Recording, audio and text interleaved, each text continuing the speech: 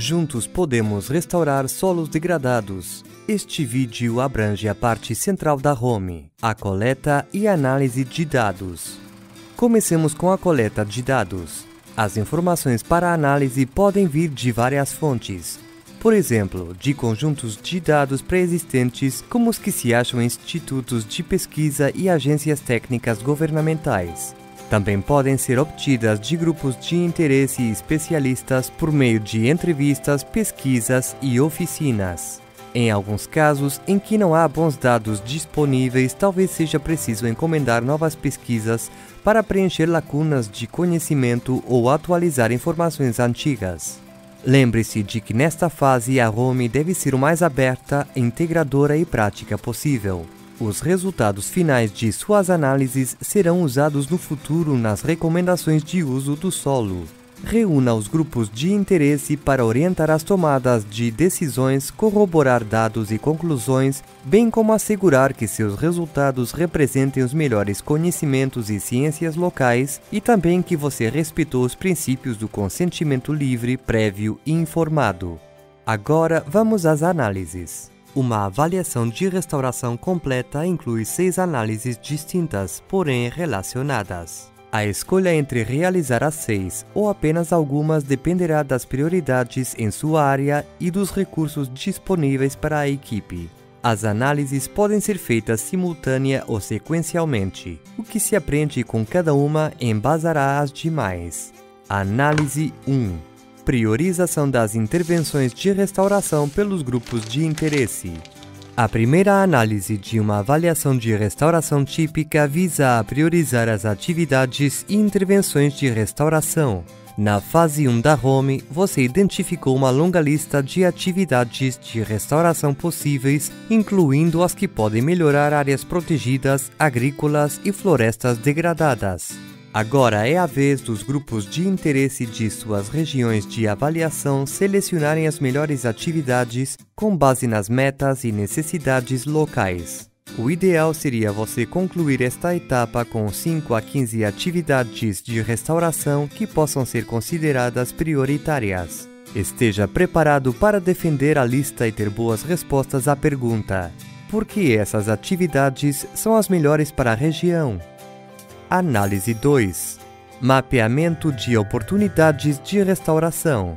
A segunda análise comum é o mapeamento espacial das oportunidades de restauração, uma parte integral de qualquer avaliação da home. Essa fase envolve a análise de dados espaciais e biofísicos, juntamente com as informações sobre restauração, para que se criem mapas dos pontos em que as atividades de restauração prioritárias podem ser feitas. Há 2 abordagens para o mapeamento: o mapeamento digital e mapeamento do conhecimento. O mapeamento digital utiliza a tecnologia da computação para combinar as camadas de informações geoespaciais e avaliar o quanto um solo é adequado à restauração. Um exemplo simples: com os dados espaciais do uso do solo e das encostas existentes, pode-se usar SIG ou algoritmos computacionais para rotular todos os solos agrícolas planos e degradados em sua região como adequados para o sistema agroflorestal, em que culturas florestais são misturadas com culturas agrícolas para a melhoria da saúde dos solos e corpos d'água. Já o mapeamento do conhecimento envolve o uso do conhecimento local nos mapas base para que se encontrem manualmente as áreas adequadas para a restauração. Essa opção é muito útil nos lugares em que os dados digitais são limitados. Em uma típica atividade de mapeamento do conhecimento, os especialistas e grupos de interesse locais se revezam, acrescentando o que sabem aos mapas existentes. Dessa forma, o conhecimento local sobre os usos dos solos já existentes, a saúde da terra e sua disponibilidade para a restauração serão registrados. É melhor usar o mapeamento digital ou o do conhecimento em sua avaliação. Ambos têm pontos positivos e negativos. O mapeamento digital pode ser exato e eficaz, mas também pode ignorar realidades locais se elas não estiverem incluídas nas informações.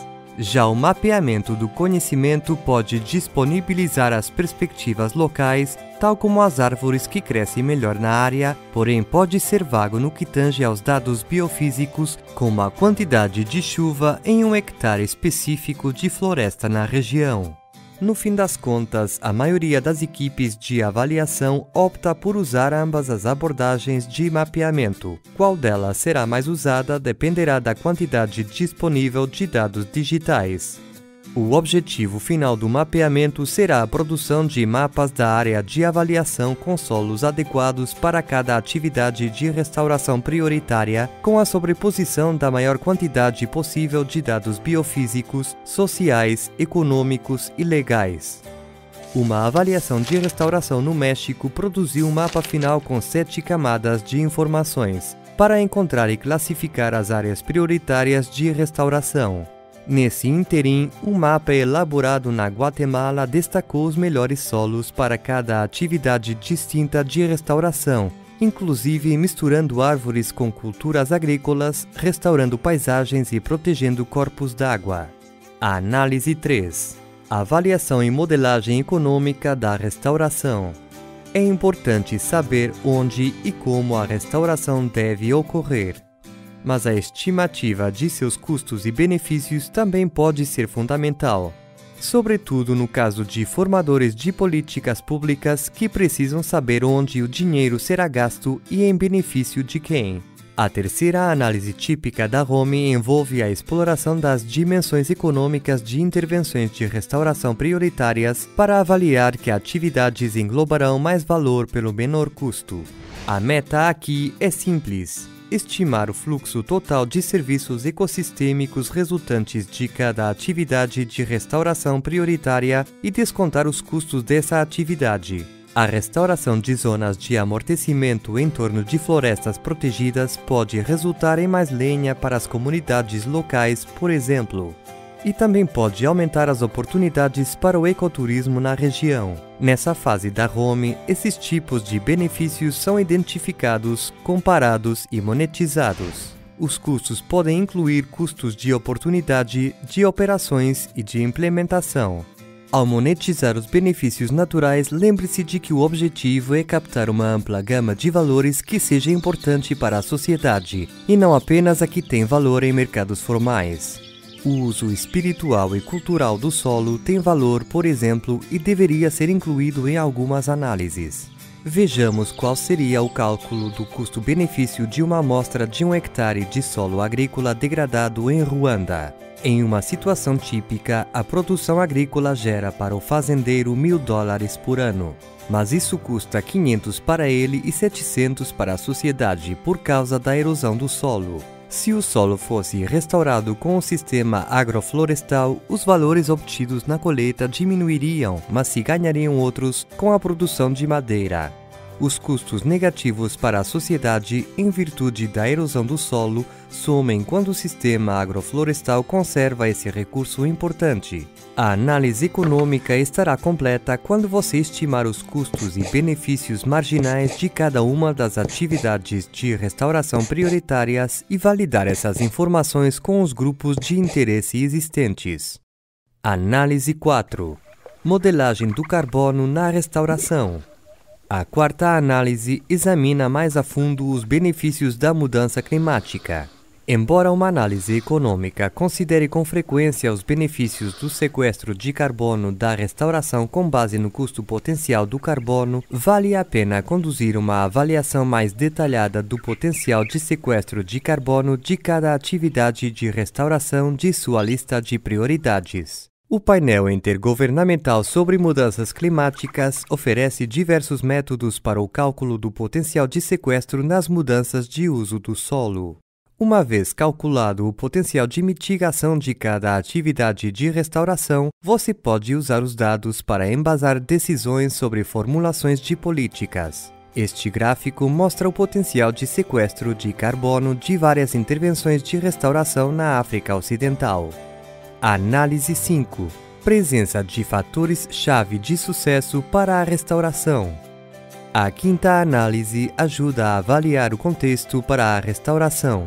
Depois de analisar 20 histórias de sucesso em várias partes do planeta, o Instituto de Recursos Mundiais, WRI, e a IUCN concluíram que uma série de fatores pode indicar se as atividades de restauração terão sucesso ao longo do tempo. Por exemplo, há uma clara motivação para o trabalho entre tomadores de decisão, proprietários de terra e cidadãos. Os fatores legais, econômicos, sociais e ecológicos são adequados para a realização do trabalho. A instituição implementadora tem a capacidade e os recursos necessários para a restauração. Esta análise da ROME fornece uma lista de controle para que se determine se haverá quaisquer obstáculos à restauração a serem superados ou se haverá fatores que poderão ser fortalecidos ou instaurados antes do início do trabalho.